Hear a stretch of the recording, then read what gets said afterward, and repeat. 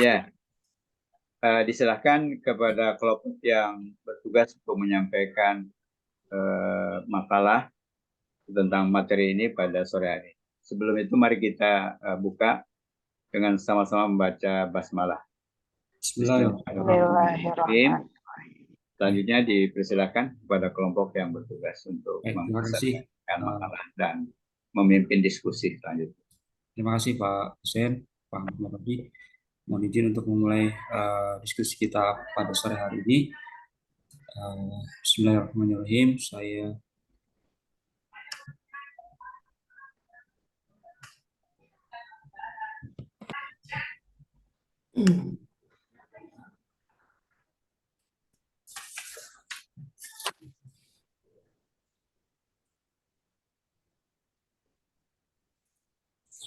baik. Bismillahirrahmanirrahim. Assalamualaikum warahmatullahi wabarakatuh. Waalaikumsalam. Alhamdulillahirrahmanirrahim. Puji dan syukur kita panjatkan kepada Allah Subhanahu wa Ta'ala atas banyak karunia dan kenikmatan yang kita dapatkan hari ini, sore hari ini. Kita kembali berdiskusi, menimba ilmu di mata kuliah landasan pendidikan Islam. Dan hari ini kami akan mencoba mempresentasikan makalah yang berjudul Metodologi Pendidikan Islam. Mohon izin yang terhormat Pak dosen, teman-teman mahasiswa. Pada topik kali ini, yaitu metodologi pendidikan Islam, kami akan membahas yang pertama ada pengertian metodologi Islam, kemudian yang berikutnya ada aspek-aspek yang ada pada metodologi pendidikan Islam, kemudian ada juga metode pendidikan Islam dan penerapannya di dalam kehidupan sehari-hari. Nah, mohon izin untuk slide pertama.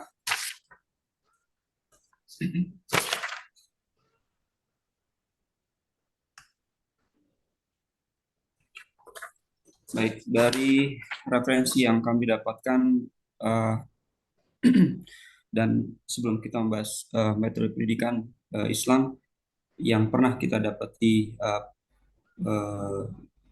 pelajaran atau mata kuliah dari Pak dosen bahwa pendidikan Islam sendiri itu adalah bagaimana caranya kita menerapkan prinsip-prinsip apa yang dipelajari yang ada dalam Al-Quran dan dalam Sunnah yang nanti akan diimplementasikan ke nilai-nilai kebaikan yang ada di peserta didik.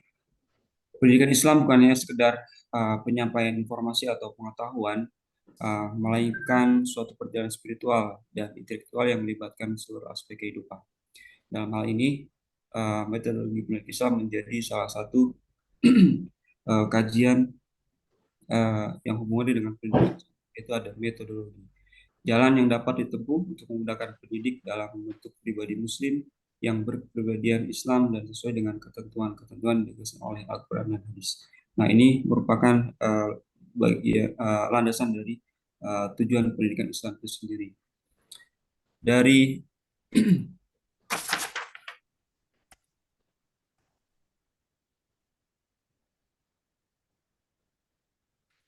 dalam metodologi pendidikan Islam ada beberapa konsep yang bisa kita ketahui.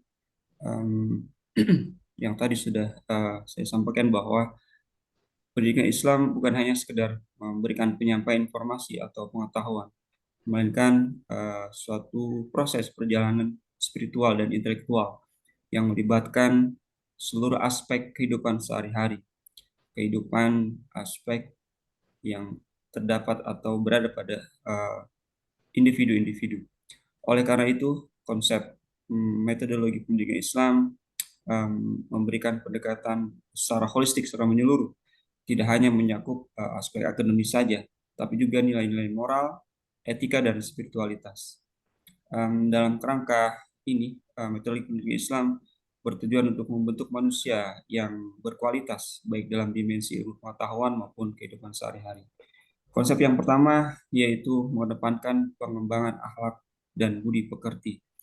Konsep Ini aspek moral dan etika menjadi landasan utama dalam proses pembelajaran yang ditujukan untuk membentuk karakter yang baik dan tangguh.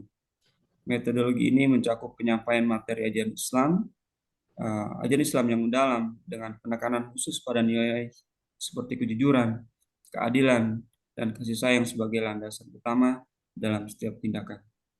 Yang kedua, konsep metodologi pendidik Islam menekankan pada pembelajaran yang kontekstual dan relevan dengan kehidupan sehari-hari.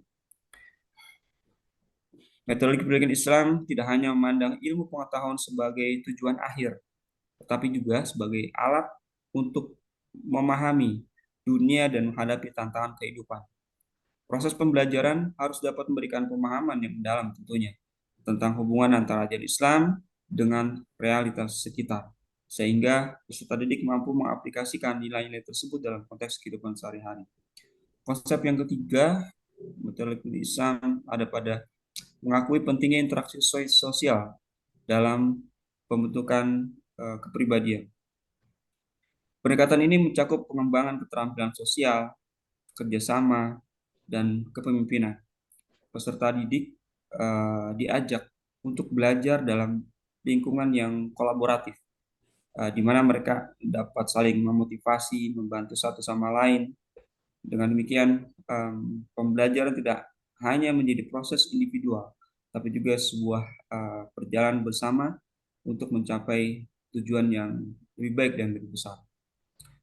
Yang berikutnya, konsep yang keempat, ini menekankan pada keberagaman dan inklusivitas. Metodologi pendidik Islam harus mampu mengakomodasi perbedaan antara individu dan kelompok.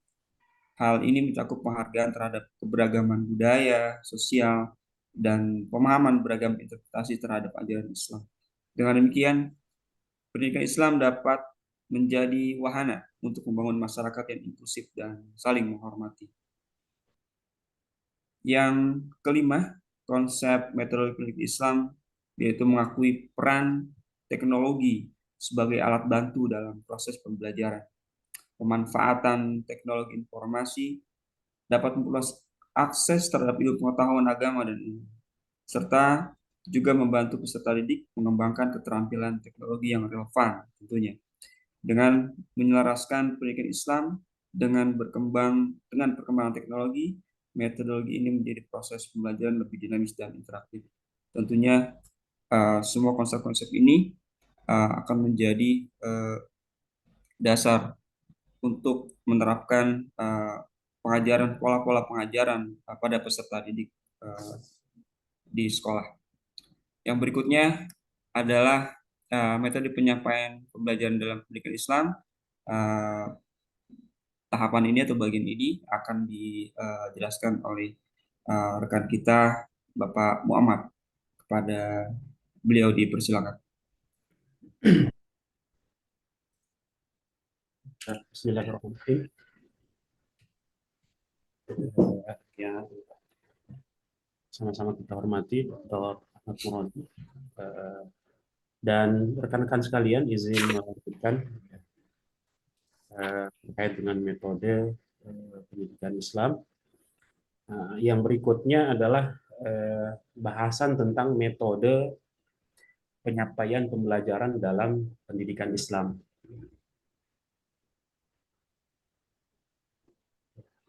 Metode yang pertama adalah metode yang sebenarnya salah satu metode yang sangat efektif dan mungkin saja menjadi metode yang harus ya digunakan khususnya dalam periode pendidikan anak di usia emas. Dan metodenya adalah metode teladan. Bagaimana kemudian menampilkan keteladanan sehingga kemudian anak didik atau peserta didik menjadikan itu sebagai satu keteladanan yang mereka tiru dan mereka duplikasi dalam keseharian mereka. Dan dasar dari metode ini adalah firman Allah Subhanahu wa taala dalam surah Al-Ahzab, "Laqad kana lakum fi Rasulillahi uswatun hasanah liman kana yarjullaha wal yawmal akhir wa dzakarallaha katsira." Ya, di sini ada kalimat uswatun hasanah. Jadi salah satu metode pendidikan yang dilakukan oleh Rasulullah Shallallahu Alaihi Wasallam dan digunakan ya, khususnya di awal-awal dakwah Islam itu, ya, yang kemudian setiap laku, setiap sikap, setiap bahkan sifat dan penetapan dari Rasulullah Shallallahu Alaihi Wasallam dijadikan keteladanan oleh generasi yang hidup semasa dengan Rasulullah dan generasi setelahnya, baik para sahabat maupun tabi'in. Dan ini merupakan salah satu metode yang efektif dalam pendidikan Islam. Yang berikutnya adalah metode, ya, ini juga termasuk metode klasik, ya, slide berikutnya, akhir, dalam pendidikan, dalam proses pendidikan, ya, khususnya pendidikan Islam, metode ceramah. Ya. Akdam al-manhaj, di antara metode yang sudah cukup tua ya dalam penyampaian pembelajaran dalam proses pendidikan, ya. Di mana kemudian guru atau pendidik atau pengajar, ya, satu arah kemudian menyampaikan pengajaran, ya, kemudian menyampaikan ilmu kepada peserta didik. Dan dasar dari metode ceramah ini adalah firman Allah Subhanahu wa taala, salah satunya dalam surah Yusuf, "Inna anzalnahu Qur'anan Arabiyyan la'allakum ta'qilun, nahnu naqussu 'alaika ahsanal qasasi bima auhayna ilaika hadzal Qur'an wa in kunta min qablihi laminal ghafilin." Jadi sebenarnya wajhud dilalahnya, ya, ayat pendalilan metode ceramah dengan ayat ini adalah nahnu naqussu 'alaika ahsanal qasas.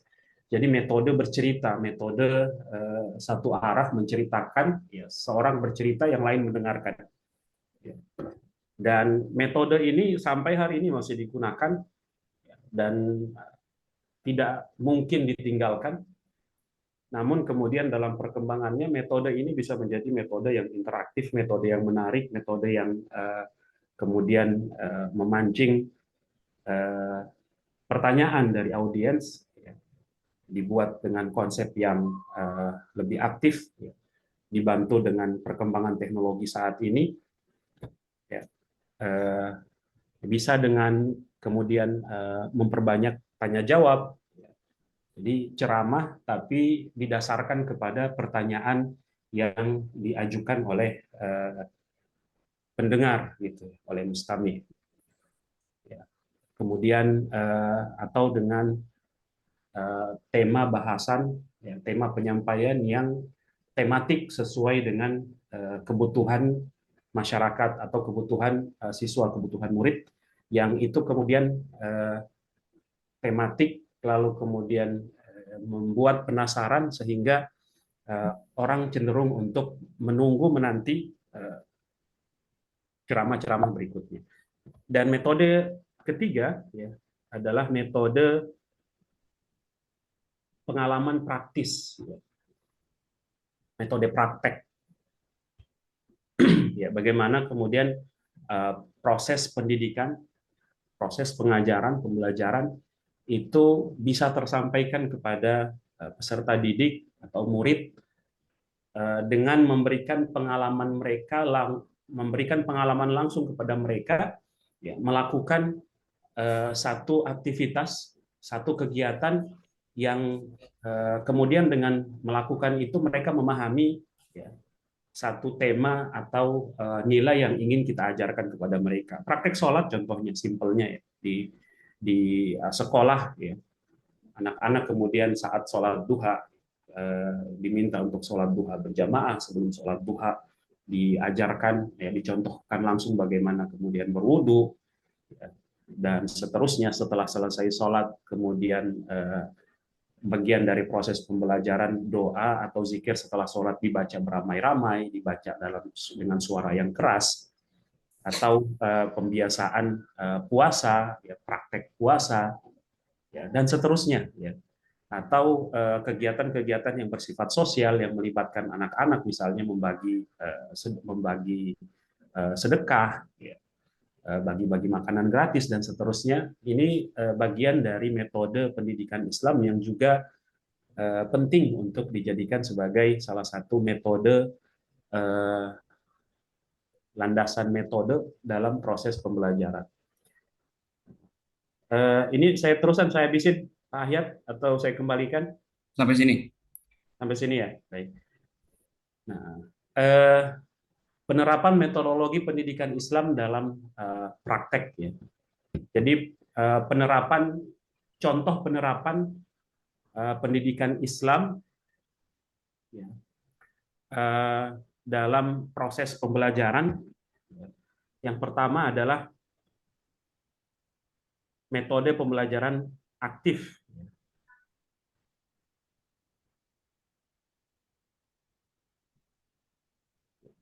Jadi metode pembelajaran aktif mengimplementasikan metode kolaboratif dan partisipatif untuk meningkatkan keterlibatan siswa.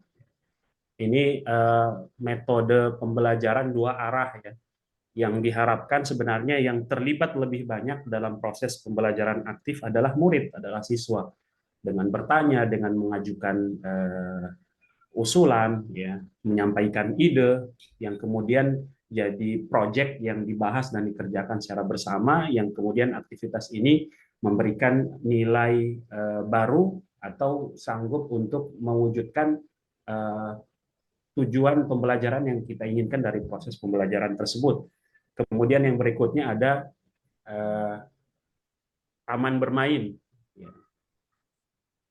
Ya, taman bermain Islami. Ini salah satu metode juga yang sebenarnya dibutuhkan, ya, khususnya bagi kita yang atau guru, ya, baik seorang tua maupun pendidik yang ingin menanamkan nilai-nilai Islami, ya, bukan hanya dalam pemahaman dalam aspek teori tapi juga dalam praktek. Bagaimana kemudian menciptakan lingkungan yang Islami, yang kondusif untuk anak-anak, sehingga dalam fase bermain pun, saat mereka bermain, tetap ada nilai-nilai pendidikan Islam yang mereka dapatkan. Salah satunya dengan menciptakan taman bermain dengan lingkungan yang Islami. Kemudian yang ketiga, kegiatan ukhuwah Islamiyah. Ini sebenarnya contohnya dari masa ketika Rasulullah SAW hijrah dari Makkah ke Madinah. Ketika Rasulullah masuk ke Madinah, salah satu konsep pendidikan yang beliau lakukan adalah dengan program At-Ta'akhi, ya, mempersaudarakan antara Muhajirin dan Ansar.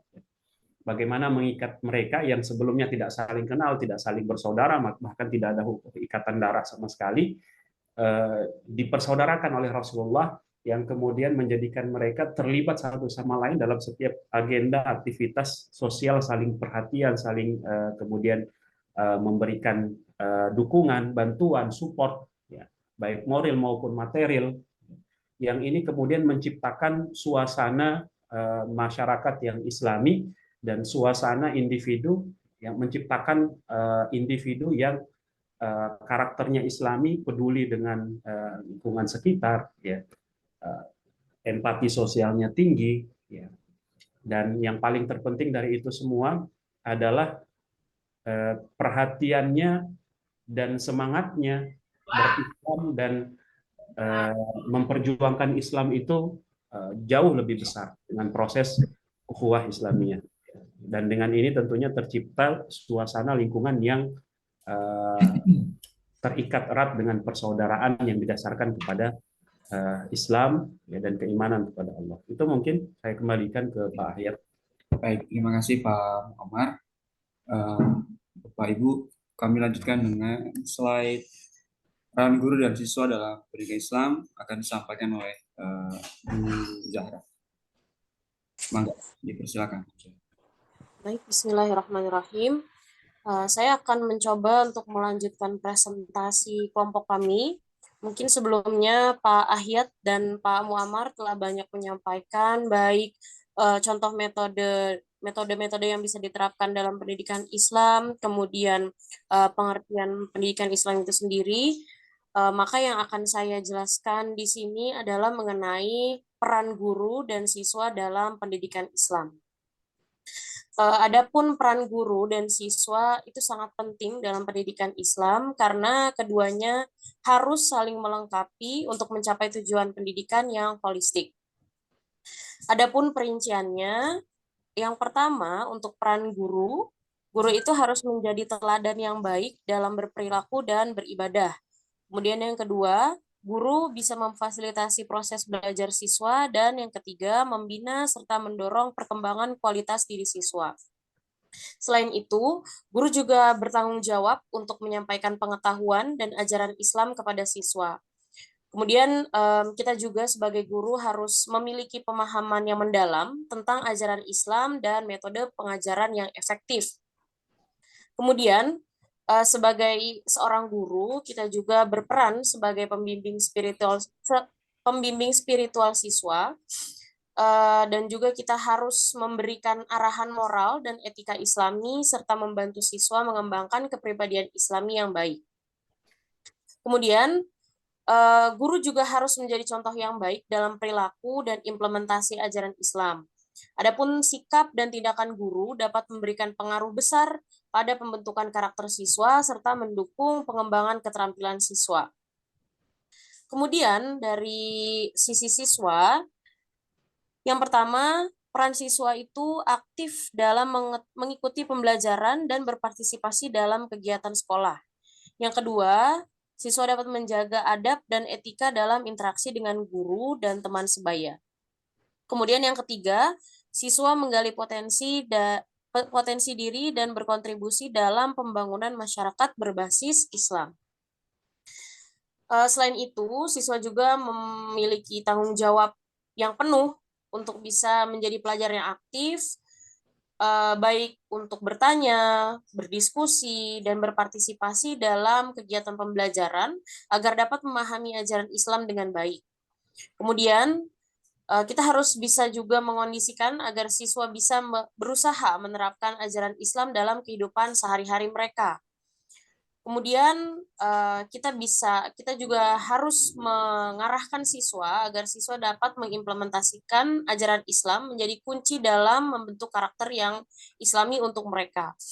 Kemudian harapannya ketika siswa aktif dalam kegiatan-kegiatan Islami seperti sholat berjamaah, kajian kitab suci, kegiatan amal, dan kegiatan Islami lainnya, hal-hal tersebut dapat mendukung pembentukan karakter siswa yang Islami, karena sebagaimana yang kita alami sekarang, Bapak Ibu sekalian, mungkin Bapak Ibu juga banyak mengalami di sekolah, meskipun kita sudah banyak mencontohkan, meskipun kita sudah banyak memberikan penanaman nilai-nilai Islam yang banyak, kadangkala siswa itu lebih pintar dibanding kita dari sisi teknologi.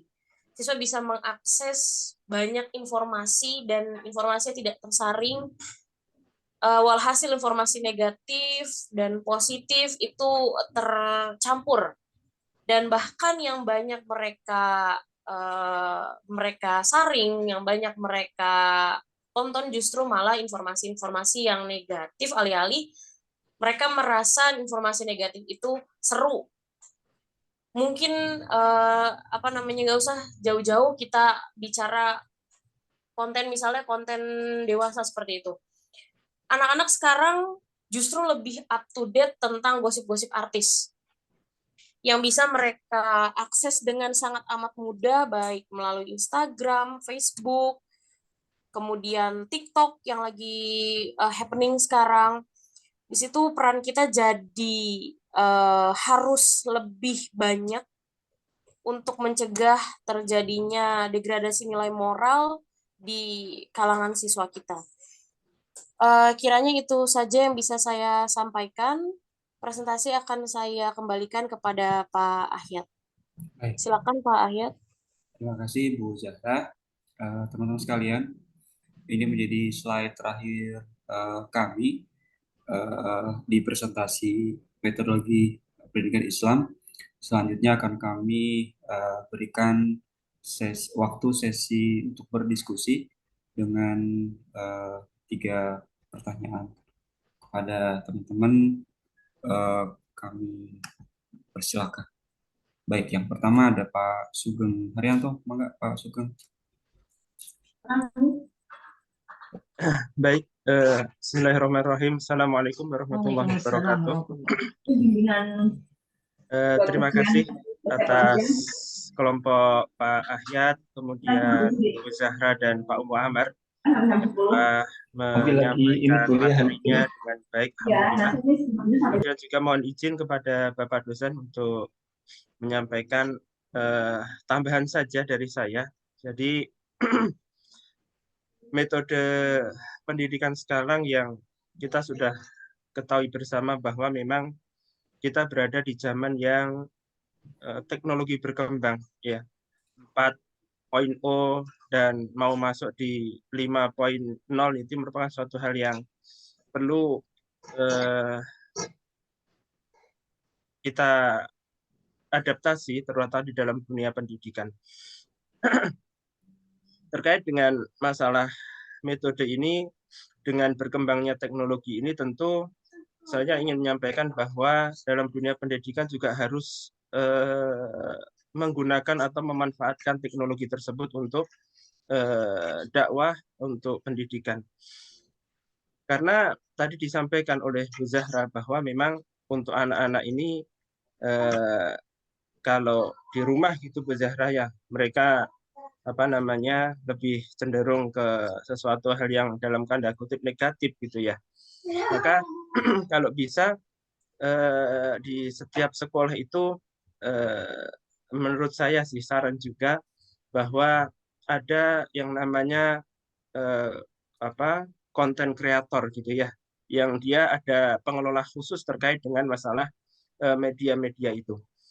Jadi fungsinya apa? Bahwa dari tim konten kreator itu nanti memunculkan produk-produk ya, baik berupa flyer, berupa BC, ataupun berupa video-video singkat ya, yang isinya bahwa di situ bisa untuk pengingat pelajaran bagi santri atau siswa, atau sekaligus sebagai pembekalan untuk orang tua di rumah ya, supaya mereka juga berperan aktif untuk mendidik putra-putrinya. Jadi tidak loss ya 100% anak itu diserahkan saja ke sekolah, karena itu nggak mungkin kalau di rumah tidak didukung. Maka dengan adanya tim konten kreator ini insya Allah akan sangat bermanfaat untuk menjadi bekal bagi orang tua, ya, apalagi dalam tim konten kreator ini ada kurikulumnya nanti.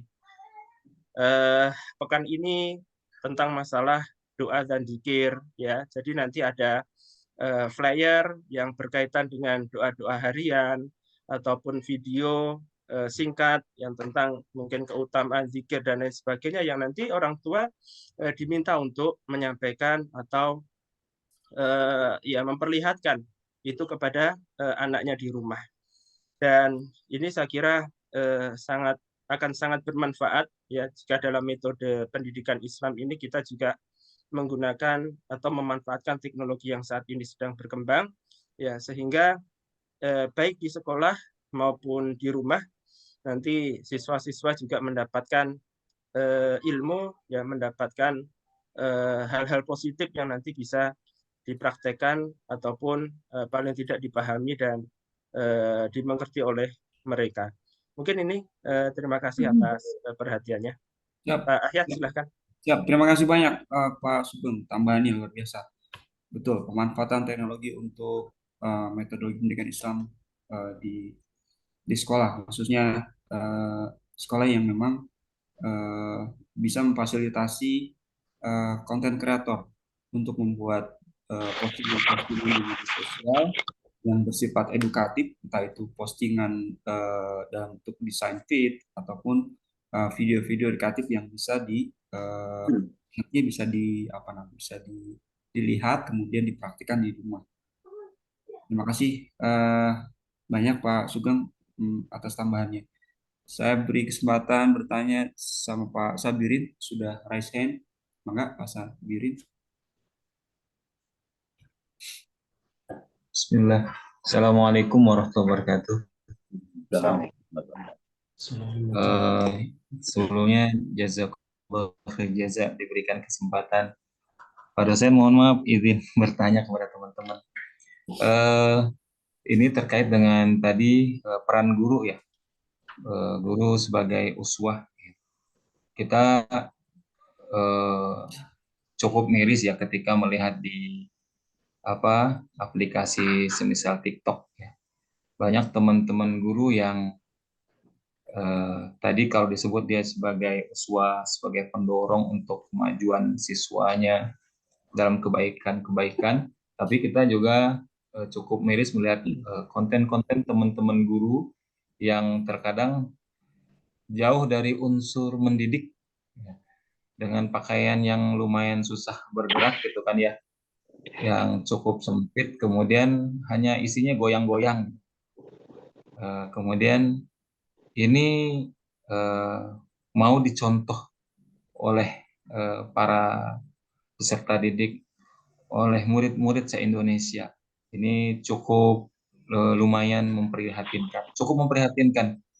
Dan ini adalah sebuah fenomena yang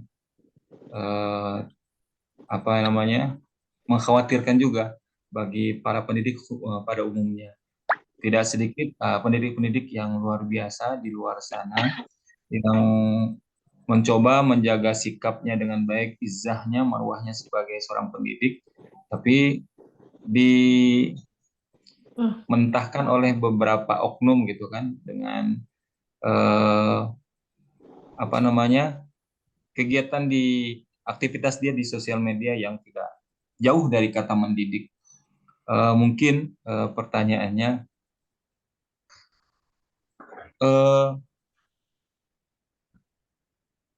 dari hal tersebut mungkin apa sebenarnya yang melatar belakangi munculnya perilaku-perilaku tidak mendidik dari oknum-oknum para pendidik?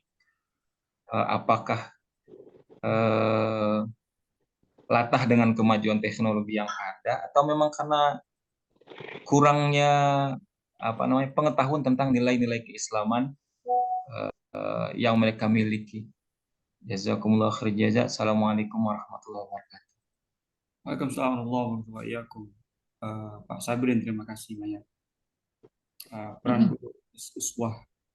Jadi berikutnya kami beri kesempatan Bu Siti, Bu Sas Pitarsi. Ya, baik, terima kasih Pak Ahyat, teman-teman, Pak dosen, Bapak Ustadz, sudah sehat ya Pak ya?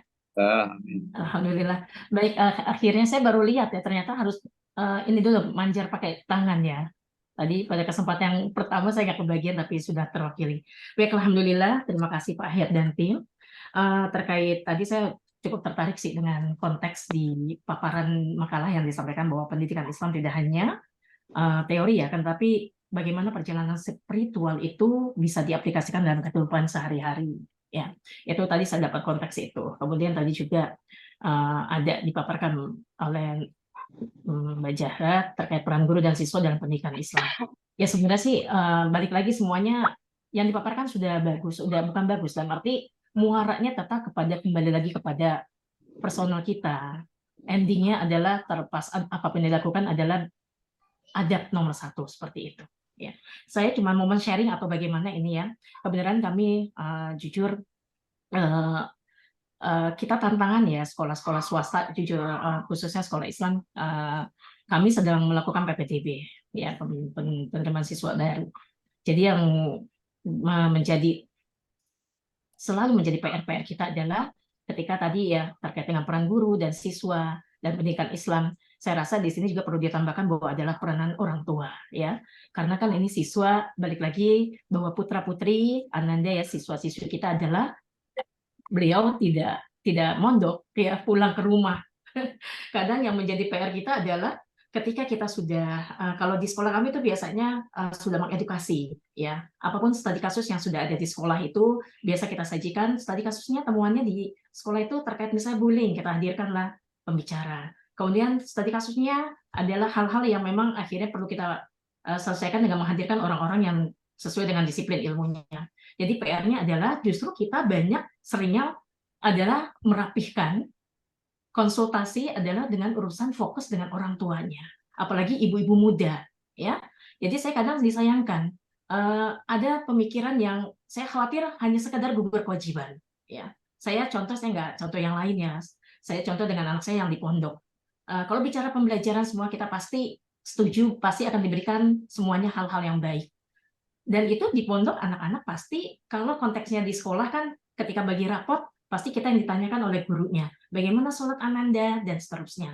Nah, ketika di pondok kan kita punya hak banyak tuh, karena anak kita tidak pulang, berarti posisi di balik kita yang bertanya kepada ustazah dan ustadznya seperti itu.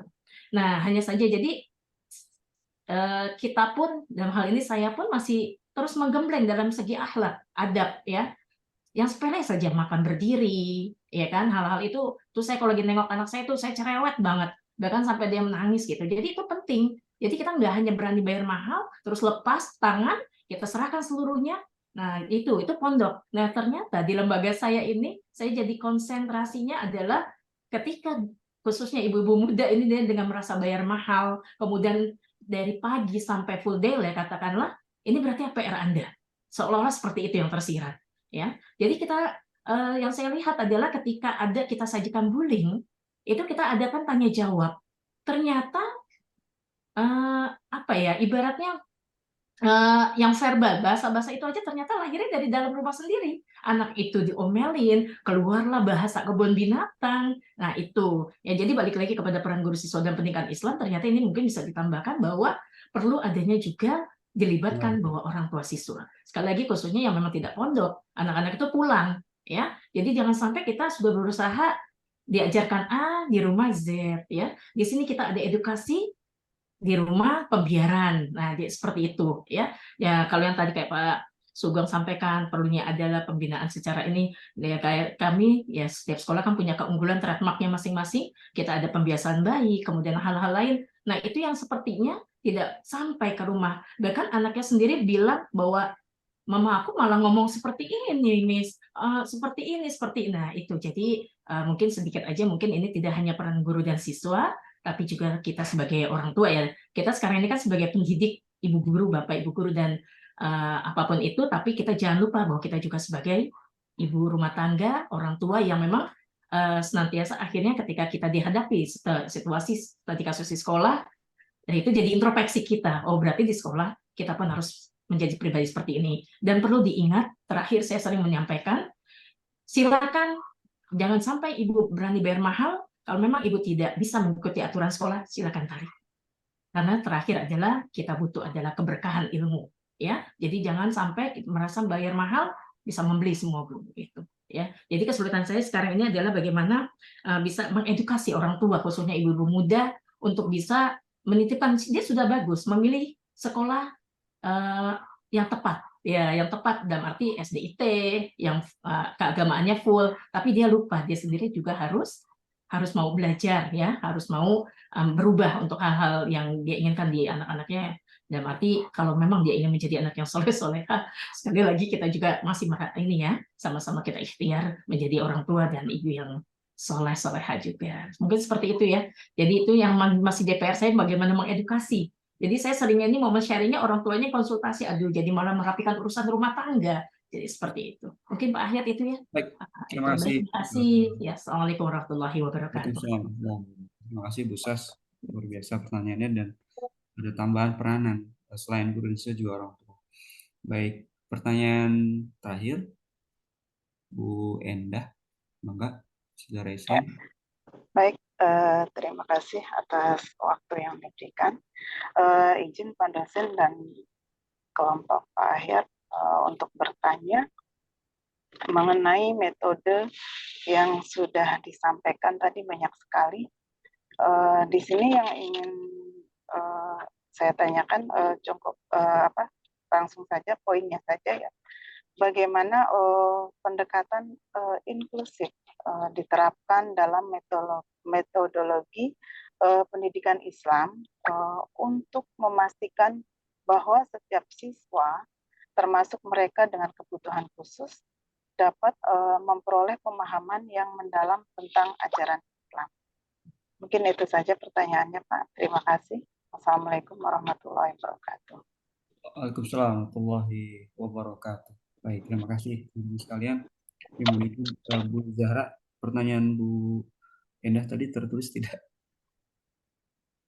Baik, saya konfirmasi dulu Bapak Ibu sebelum kami mencoba menjawabnya. Yang pertama tadi sudah kami dapat tambahan dari Pak Sugeng berkenaan dengan pemanfaatan teknologi untuk dakwah, di mana setiap sekolah bisa membuat tim konten kreator memanfaatkan teknologi media sosial untuk membuat konten-konten edukatif yang bisa diaplikasikan dalam kehidupan sehari-hari di rumah tentunya. Yang kedua, ini pertanyaan dari Pak Sabirin, yaitu melihat apa yang sekarang diamati sama Pak Sabirin adalah mereka-mereka yang notabene adalah sebagai guru, menjadi sebagai uswah, tapi ada sebagian yang dikatakan tadi oknum malah merusak uswah, citra pendidik yang lain dengan melakukan membuat konten-konten dalam media sosial yang bisa mengurangi persepsi guru itu adalah sebagai uswah. Apa yang melatar belakangi hal itu? Apakah hanya ikut-ikutan latah tren-trennya konten yang ada di sosial media, ataukah memang kurang pahamnya atau kurang pengetahuan tentang ajaran Islam? Itu yang kedua, Mas Sabirin. Kemudian ketiga, pertanyaan dari Bu Sas, bagaimana mengedukasi ibu-ibu muda? Ibu-ibu muda itu boleh dikatakan dari usia berapa ibu muda? Ibu muda itu maksudnya usia 30-an kali Bu ya? Iya kurang lebih ya, baru punya anak satu mungkin ya. Tadi ibu-ibu, ada ibu-ibu nggak muda berarti Bu ya? Iya, nggak didefinisikan. Baik, yang menjadi poinnya adalah Mama muda ya. Bagaimana mengedukasi ibu muda untuk mau belajar, memberikan contoh juga kepada putra putrinya di rumah, aware dengan apa namanya peran orang tua itu, sadar bahwa peran orang tua pun menjadi hal yang sangat penting untuk keberlangsungan pendidikan putra putri di rumah. Yang keempat, mohon maaf saya lupa tadi menggarisbawahi poinnya, nanti dibantu sama Bu Zahra. Pak Muammar dan Bu Zahra ada yang mau mencoba untuk menjawabnya? Baik, Pak Ahyat, saya mau coba jawab pertanyaan dari Pak Syabirin dulu mungkin ya. Baik, bismillahirrahmanirrahim. Mengenai latar belakang kenapa sih banyak kita temukan oknum guru-guru gitu ya di sosial media itu ya bikin kontennya joget-joget seperti kayak bikin video-video TikTok yang kayak video TikTok pada umumnya gitu ya, yang harusnya dimanfaatkan untuk mengedukasi anak, justru malah bikin video TikToknya yang joget-joget. Adapun latar belakang yang sebenarnya, sebetulnya balik lagi ke orang itu sendiri, Pak Syabirin, menurut saya. Karena kita nggak pernah tahu alasan seseorang melakukan satu hal itu, alasannya sebenarnya itu apa. Karena itu ada di dalam diri mereka sendiri. Dan banyak yang saya temukan justru yang banyak bikin konten-konten ya joget-joget seperti itu sebetulnya guru-guru muda. Dan saya di sini juga karena merasa masih muda, dan ya mengajar juga, berprofesi sebagai guru juga. Saya rasa kalau misalnya kita mau mau kita ambil secara global, mungkin ya awalnya guru-guru ini hanya ingin membangun image yang oh ini gurunya asik gitu, oh ini gurunya nggak nggak galak, nggak killer. Ditambah mungkin oknum guru ini beralasan oh saya nggak ngajar PAI. Mungkin kalau di sekolah Islam pelajaran diniyah itu udah terbagi kayak bahasa Arab, fikih, hadis dan lain sebagainya. Tapi kalau di sekolah umum kan hanya PAI gitu. Grup PA. Ya, grup PAI gitu. Jadi dengan alasan tersebut yang merasa bahwa oh saya kan nggak ngajar PAI. Jadi nilai-nilai untuk menjunjung tinggi agama itu sendiri tuh mulai berkurang gitu karena ya itu tadi awalnya mau membangun image yang asik, image yang nggak galak, kemudian ditambah dengan merasa oh saya sih nggak ngajar PAI, jadi rasa tanggung jawab akan moral siswa berlandaskan agama itu mulai berkurang. Tapi kalau misalnya ditanya pure latar belakangnya itu apa, sepertinya agak sulit karena untuk menyelami itu balik lagi ke orangnya. Kan nggak mungkin juga pasti gini, kalau misalnya orang-orang yang bikin atau oknum guru yang bikin konten joget-joget gitu ya, ini saya langsung sebut aja gitu, nggak usah konten negatif, langsung aja konten yang joget-joget gitu. Kalau ditanya apa, pasti jawabnya selalu ya biar asik aja gitu, ya having fun aja, paling gitu. Untuk alasan sebenarnya kita nggak pernah tahu sih kalau menurut saya motivasi yang sebenarnya itu apa gitu. Dan kalaupun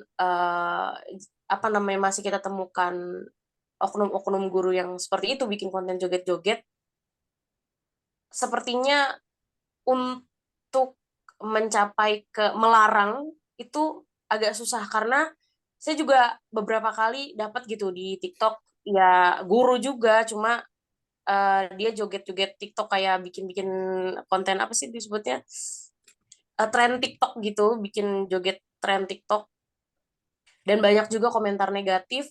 Tapi ya gitu, konten-konten yang seperti ini sayangnya justru sekarang malah banyak didukung alih-alih open minded. Terus ada kalimat juga gimana your life my life is my life gitu. Jadi hidup saya adalah hidup saya. Jadi nggak perlu orang lain mencampuri selagi saya nggak merugikan orang lain. Padahal kalau misalnya konten tersebut dilihat sama anak didiknya, ya udah otomatis bakal merugikan anaknya. Pasti kan anaknya, apalagi anak-anak, mungkin kalau anak SD, saya kurang tahu ya kalau anak SD udah mulai ngakses TikTok atau enggak, atau belum gitu. Mungkin kalau anak SMP bisa, dan bahkan bisa mengikuti gitu. Bahkan mungkin lebih dari apa yang gurunya itu lakukan. Seperti itu. Kira-kira sudah terjawab Pak Syabirin? Sudah. Jadi kesimpulannya memang mereka dangkal dari sisi pengetahuan keagamaan dan mempraktekkan nilai-nilai agama. Menurut Bu Zahra Ya. itu tadi. Bisa jadi dangkal, bisa jadi juga enggak. Karena Iya, jadi dua kan, bisa dangkal, bisa jadi mereka miskin untuk mempraktekkan nilai-nilai keagamaan. ya Tadi betul. karena tadi my life is mine gitu kan. Iya, betul. Pokoknya gaya hidup saya adalah kemilik saya. Iya. Makasih. Makasih Bu Zahra. Ya, sama-sama Pak Syabirin. Miss Kemudian Zahra, Miss ya, Zahra Bu. izin menambahkan boleh? Iya, boleh Bu Rita, mangga-mangga. Iya. Terkait dengan pertanyaan Pak Sabirin tadi ya, dengan adanya konten-konten guru yang menunjukkan perilaku yang kurang terpuji ya. Sebenarnya sih dari yang tidak terpuji itu masih lebih banyak yang sangat terpuji dan sangat mendidik. Itu sebenarnya kalau konten menari itu kan diawali dari Pak Abing Santoso yang guru SMK 12 dari Surabaya itu ya. Karena memang notabene beliau adalah guru seni tari, sehingga untuk mengeksplor kreativitas beliau dalam mengajar itu, beliau membuat channel YouTube yang setiap edisinya itu selalu menunjukkan kreativitas menari beliau dengan siswa-siswanya, bahkan untuk mengisi jam kosong di sekolahnya itu menggiatkan siswa-siswinya untuk mengisinya dengan kegiatan menari. Itu kan sangat positif sekali menurut saya. Kemudian ada guru muda yang kreatif, itu guru SD ya, yang membuat channel guru muda kreatif itu Bapak Hendra Budi, itu sangat kreatif sekali. Bahkan setiap pembelajaran itu beliau membuat lagu-lagu yang bisa ditiru untuk siswa-siswa itu untuk kegiatan belajar gitu. Itu sangat sangat positif sekali dan sangat mendidik sekali. Jadi kembali bukan karena beliau itu tidak yang berperilaku kurang negatif, yang berperilaku kurang positif atau kurang terpuji itu bukan karena mereka tidak memahami, tapi mungkin kembali ke karakter masing-masing ya. Karena kan bagaimanapun guru juga manusia, punya kelebihan, punya kekurangan gitu kan. Nah, di sini mungkin yang perlu kita garis bawahi itu adalah itikat kita. Itikat kita sebagai seorang guru itu kita akan berperan seperti apa? Kita akan mempunyai sumbangsih apa dalam dunia pendidikan? Karena pada intinya sebuah karya itu pasti ada nilai positif, ada nilai negatif, ada nilai kebaikannya, ada nilai kejelekannya, ada nilai bagus dan ada nilai kekurangannya. Saya sendiri dalam kegiatan aktivitas saya mengajar itu saya sering mengunggahnya dalam YouTube. Yang saya unggah itu tentang kegiatan saya mengajar dan kegiatan pembelajaran yang saya lakukan di sekolah maupun dalam aktivitas saya gitu. Itu pun nggak lepas dari kritikan gitu. Artinya begini, saya sudah berusaha semampu saya untuk memberikan contoh pendidikan kepada siswa saya dalam bentuk hiburan. Ketika kita belajar dibuat YouTube kemudian di-share ke anak, itu mereka akan lebih bersemangat. Itu pun masih banyak kritikan yang saya terima. Intinya apapun sebuah hasil karya itu kita harus melihat dari sisi positif dan sisi sisi ke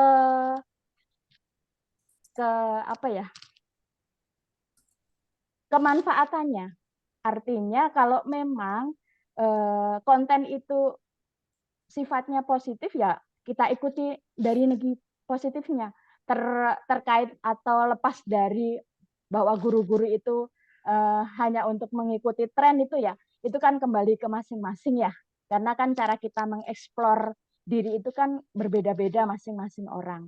Dan yang perlu digarisbawahi Pak Sabirin sekali lagi bahwa guru juga manusia, punya sisi kelebihan dan punya sisi kekurangan, punya sisi positif dan punya sisi negatif. Jadi jangan sampai mengklaim bahwa guru yang membuat konten kurang terpuji dalam kehidupan sehari-hari mereka tidak mengerti pemahaman tentang agama. Mungkin tidak. Ketika beliau itu membuat sebuah konten itu mereka hanya ekspresi, refleksi aja.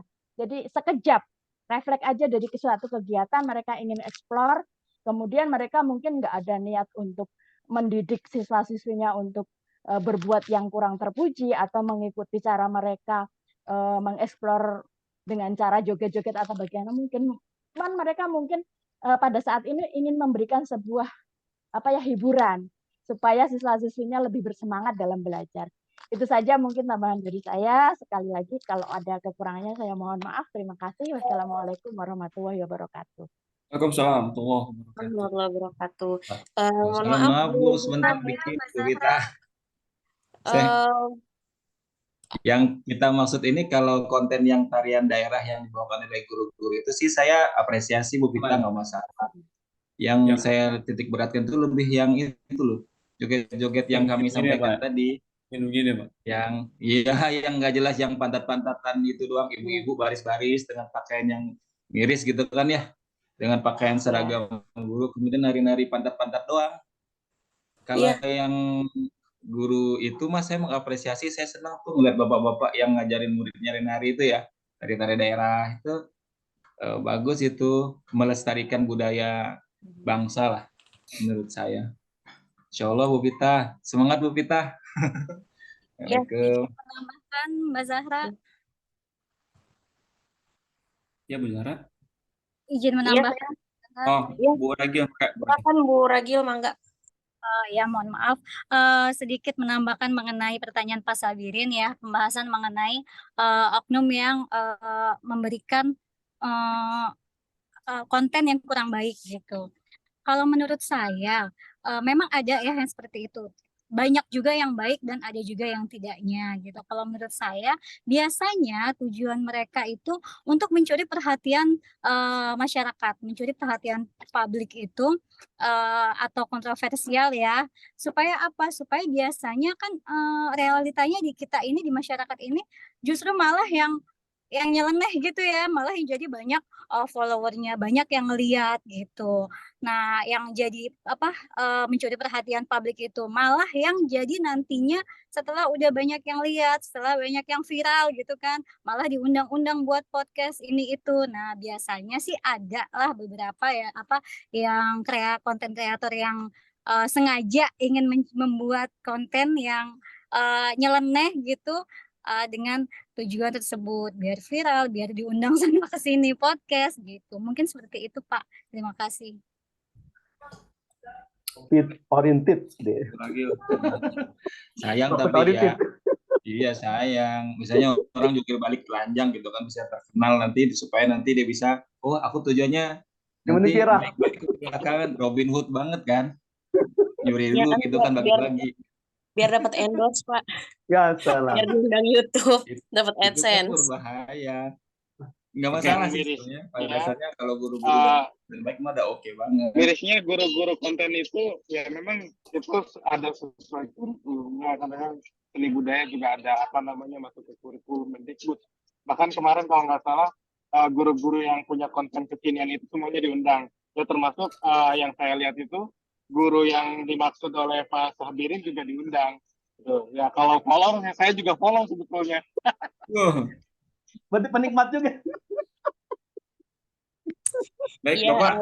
Ibu sekalian mungkin habisnya muncul terus di berandanya. Kita lanjut dengan jawab pertanyaan, Bapak. Ada pertanyaan berikutnya dari Bu Sas berkenaan dengan peranan orang tua yang tidak kalah pentingnya dengan peran guru dan siswa. Kemudian ada kasus bagaimana di sana ada orang tua yang dibilang usia muda yang mungkin masih tinggi egonya. Bagaimana mengedukasi ibu-ibu tersebut, ibu-ibu muda tersebut untuk mau belajar, memberikan contoh teladan dan mendukung kegiatan belajar atau pendidikan yang ada di institusi tersebut. Izin mencoba menjawab Bu Indah, Bu Sas, mohon maaf Bu Sas. Jadi yang pertama dari pihak atau institusinya tersebut bisa memberikan satu kesempatan banyak melibatkan orang tua tersebut yang tadi dibilang wah muda itu untuk banyak dilibatkan dalam kegiatan-kegiatan sekolah.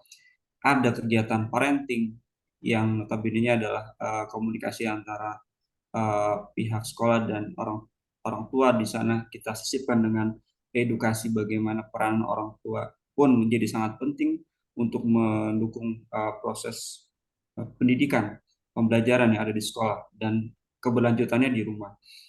Yang bisa juga melibatkan selain tadi ada kegiatan parenting juga misalnya ada kegiatan-kegiatan seperti halnya kegiatan sukarela memberikan kegiatan sumbangan misalnya pada suatu event tertentu. Jadi intinya memberikan kesempatan ruang banyak melibatkan mamah-mamah muda tersebut untuk berkomunikasi dengan sekolah dan diberikan edukasi-edukasi yang bisa diterima oleh mama muda tersebut. Mungkin itu yang bisa saya coba jawab. Mungkin Pak Muammar, Bu Zahra bisa menambahkan. Ya, izin ayat ya. Pengen ngerespon juga yang pertanyaan Pak Syahbirin.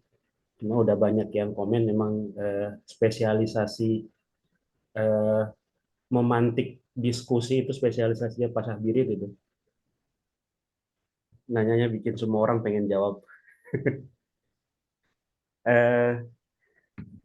Warna ya.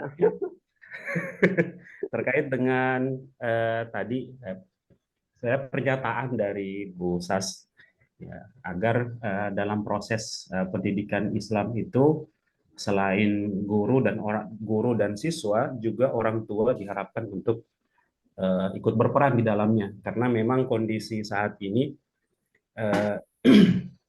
ya tidak semuanya tentunya tapi memang ada semacam pemahaman mindset bahwa tugas orang tua itu nyari biaya sekolah, tugas pendidikan anak itu tugas sekolah. Ini yang mungkin perlu untuk ada aktivitas edukasi yang lain mungkin, yang salah satu metodenya mungkin seperti yang disampaikan oleh Pak Hayat.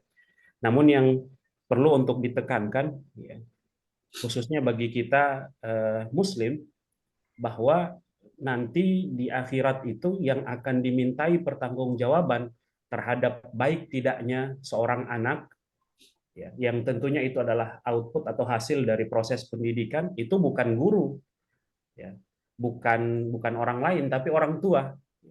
Sehingga dari fakta ini, yang bertanggung jawab terhadap pendidikan anak itu sebenarnya orang tua. Tanggung jawab utama terhadap pendidikan anak itu ada di orang tua. Adapun pihak yang lain di luar orang tua, di luar rumah, itu adalah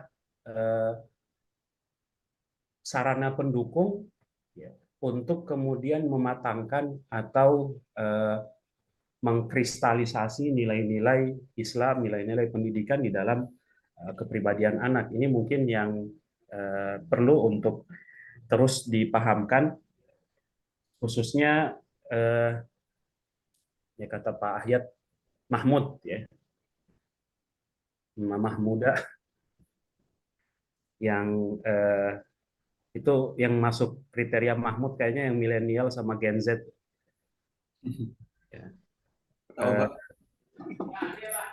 Ya. Yang baby boomers nggak masuk di dalam. Ya, cuma memang faktanya kadang seperti itu. Dan saya ngelihat ini aja sih, saat ngantar anak-anak sekolah itu ibu-ibu pada saat setelah selesai ngantar kan biasanya nggak langsung pulang tuh, anak-anak di PAUD pada ngumpul ngobrol. Dari situ sebenarnya ketahuan ya, diskusi yang kemudian terjadi di kalangan orang tua itu sedikit sekali diskusi tentang perkembangan pendidikan anak ya. Kalaupun ngomong tentang pendidikan, yang diomongin prestasi, mereka nggak ngomongin akhlak, ya, tidak ngomongin adab, tidak ngomongin karakter. Yang diomongin adalah juara berapa, prestasinya apa, tugas yang dikerjakan selesai apa tidak, dan seterusnya dapat bintang berapa. Padahal sebenarnya yang membentuk kepribadian anak itu justru di pendidikan karakternya, yang kemudian nanti tentunya justru juga harus didukung dengan wawasan, keilmuan, dan seterusnya. Tapi ini justru tidak jadi perhatian. Nah ini mungkin jadi PR bersama, dan memang diselesaikannya tidak 1-2 hari, bahkan tidak 1-2 tahun. Ini proses yang akan terus berjalan, berlanjut. Ya. Namun mungkin salah satu usulannya ya, untuk forum, ya, mudah-mudahan mungkin ada yang punya kewenangan untuk membuat kebijakan, ya. Ini mungkin jadi kebijakan dalam sistem pendidikan di mana keterlibatan orang tua itu dalam proses pembelajaran semakin diperbanyak tuh waktunya.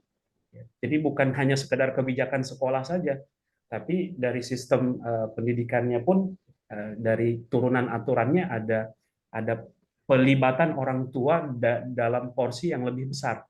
entah nanti modelnya, metodenya seperti apa, itu kemudian jadi tambahan. Dan mungkin yang terakhir tadi Pak Ahyat, ya, Tafadol mungkin bisa. Tadi saya nyatat pertanyaannya terkait dengan inklusivitas pendidikan Islam, ya. Model pendidikan inklusif untuk anak berkebutuhan khusus, ya. Tadi pertanyaannya Bu Endah seperti itu. Jadi model atau metodenya penerapan bagaimana pendidikan Islam yang inklusif itu juga berdampak kepada anak-anak berkebutuhan khusus. Ini saya nyampaikan pertanyaan Pak Hayat, mungkin Pak Hayat sama Bu Zara. Ya, Bu Zara sudah siap buat beri jawaban tadi. Bu Zara. Baik, bismillahirrahmanirrahim. Saya akan mencoba menjawab pertanyaan dari Bu Endah terkait sebentar. Bagaimana pendekatan inklusif diterapkan dalam pendidikan Islam? Kalau menurut saya ya Bu Endah, yang pertama kurikulum di sekolahnya itu udah harus siap.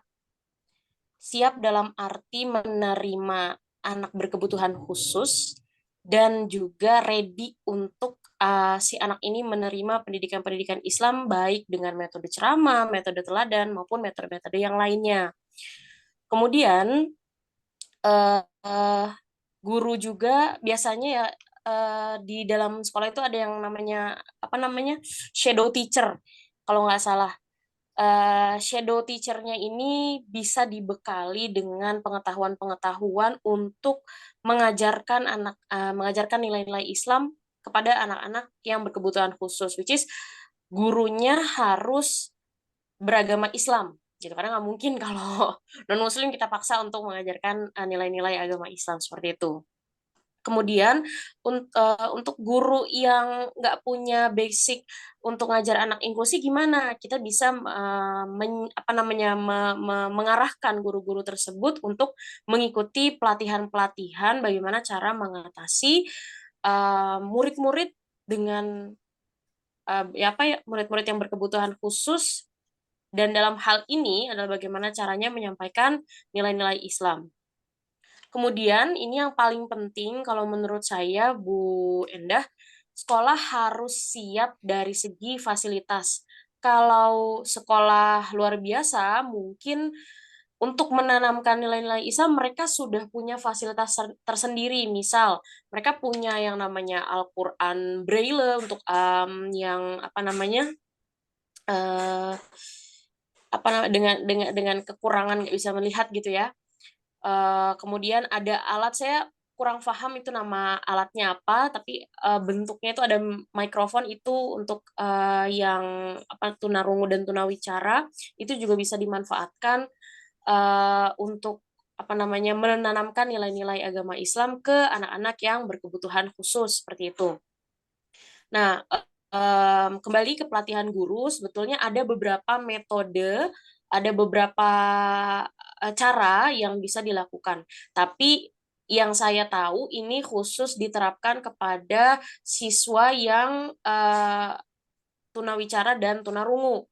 Jadi ini kalau dipraktikkan,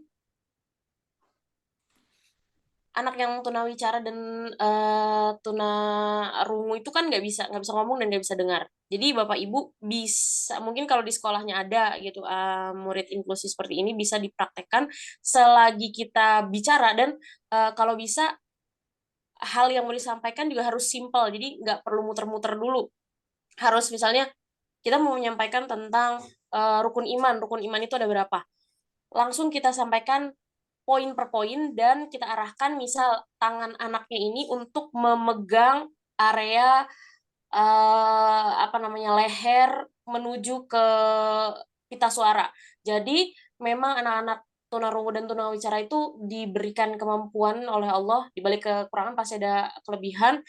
Mereka lebih peka terhadap rangsangan kulit. Jadi mungkin Bapak Ibu yang punya murid inklusi seperti itu bisa diarahkan sambil kita ngomong, si anak ini apa namanya nih, jarinya, tangannya diarahkan untuk memegang area apa yang namanya ya, pokoknya area leher sebelah sini, supaya gerakan apa namanya, pita suara kita itu bisa teraba sama anak, dan kemudian kita bisa apa namanya, bisa divisualisasikan melalui bahasa isyarat, di mana bahasa isyarat itu memang harus dipelajari lagi secara khusus seperti itu.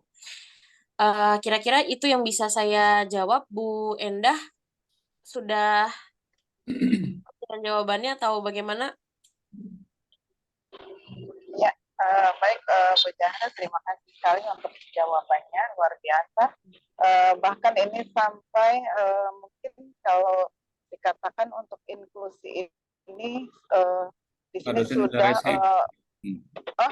Pak ya. Pak ya. Siapa? Ya. Mungkin waktu ini. Mohon maaf. Bu Endah, mohon izin karena waktu harus ada di Baik, terima kasih. Pendalaman Pak dosen. Pak Iwan juga mohon maaf. Terima kasih Bu Jahra untuk jawabannya. Baik, Bapak Ibu, terima kasih atas partisipasi diskusi sore hari ini, luar biasa, Masya Allah. Dan terakhir kita akan dengarkan pendalaman dari dosen kita, Pak Ahmad Muradi. Pada beliau silakan. Ya, terima kasih kelompok ini ya Pak Ahyat, Pak Muhammad, dan Bu Zahra yang telah mempresentasikan tentang metodologi pendidikan Islam, baik itu konsep maupun metode yang telah disampaikan tadi, yang cukup menarik sehingga diskusi begitu banyak yang menyampaikan dan mengomentari tentang topik ini. Karena saya ada kegiatan taklim Kubailah sebelum maghrib, maka saya minta untuk bisa diakhiri. Tapi saya ingin menambahkan tadi apa yang disampaikan oleh kelompok ini tentang metode, atau kalau istilah itu tadi disebut dengan thoriqoh ya. Jadi metode di dalam pembelajaran tadi disebutkan ada 3 ya. Itu merupakan al-qudwah hasanah, yaitu model atau contoh yang baik, kemudian al-khitabah atau muhadarah, ceramah, kemudian tadi al-mumarasah wal amal, yaitu praktek ya. Nah, di samping itu juga kalau kita baca buku Syekh Nahlawi, itu ada 4 metode lagi yang menurut pandangan beliau itu juga masuk kategori metode pembelajaran dalam Islam, yang kita atau diambil dari firman Allah, ud'ula sabila rabbika bil hikmati wal mau'izatil hasanah wajadilhum billati hiya ahsan. Tiga salah satu di samping dia sebagai metode dakwah, karena pendidikan juga bagian dari dakwah. Oleh karena itu maka 3 metode itu yang menjadi penting, yaitu nasihat yang baik, mungkin tadi masuk dalam kategori khitabah atau muhadarah, kemudian bil hikmah, kemudian nasihat, kemudian dengan dialog atau tadi debat yang untuk mencari kebenaran. Nah, sehingga 3 metode ini juga bisa jadikan dasar atau dimasukkan dalam metodologi atau metode pendidikan Islam. Di samping juga dialog-dialog yang ada, kisah-kisah yang ada dalam Al-Quran dan Sunnah Nabi, karena banyak di ayat Al-Quran bahwa ketika Allah berbicara itu ada yang bersifat dialogis. Begitu juga dalam hadis Nabi, itu juga menjadi cara atau metode untuk pembelajaran Islam. Kemudian mengemukakan apa yang disebut dengan amsal, peribahasa. Kemudian tadi sudah masuk ibrah wal mau'izah, tadi masuk dalam ayat tadi. Kemudian juga dengan cara targhib wa tarhib, yaitu reward dan punishment. Itu juga salah satu metode yang bisa diterapkan. Ketika orang mampu melakukan satu, maka dia akan mendapat hadiah, atau sebaliknya jika dia melakukan kesalahan maka harus diberikan punishment. Itu juga menjadi penting. Dan tadi saya kira pertanyaan Pak Sugeng, Pak Sobirin, Bu Siti Sasvita Si, kemudian Bu Indah Kurniasi, kemudian Bu Vita dan Bu Ragil, saya kira menarik. Tadi saya sudah banyak dikomentari oleh anggota dari kelompok ini. Untuk itu kita ucapkan terima kasih kepada kelompok ini yang tadi katanya 4 orang, 1 orang lagi nggak tampil ya, nggak muncul, yaitu Pak Ahyad, Pak Muammar, dan Bu Zahra.